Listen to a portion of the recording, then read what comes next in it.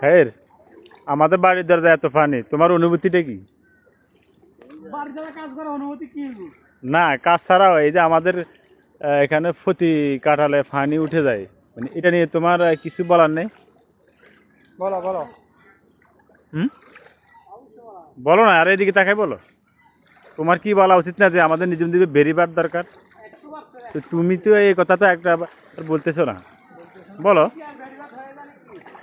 না, অবশ্যই শোনো, এটার জন্য বলতে হবে, না বললে তো তুমি পাবে না। এটা আবেদন বলতে হইব, সরকারের কাছে বলতে হইব, জাতির কাছে বলতে হইব।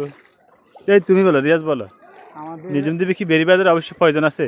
নিজম দ্বীপে বেড়িবাঁধের প্রয়োজন আছে। এখন আমাদের সরকার আমাদেরকে একটা রাস্তার বাঁধের দিকে রাস্তার কাজ হইতেছে, কাজ হইতেছে। কাজ হওয়ার কারণে আমাদের রাস্তার এই অবস্থা আর কি। কিন্তু আমাদের রাস্তার কাজ বেরিবারটা যদি তো হয়ে খুবই যায়, প্রয়োজন আমাদের। এভাবে তো রাস্তার প্রত্যেকটা কাজ যদি জায়গাতে হয়ে পানি যায় আমাদের উঠতেছে। আর কষ্ট হইতো না। না, এভাবে তো পানিটা প্রত্যেক জায়গাতে উঠতেছে, প্রত্যেকটা কাড়াল উঠতেছে, এতে সাধারণ মানুষের কষ্ট হয় না?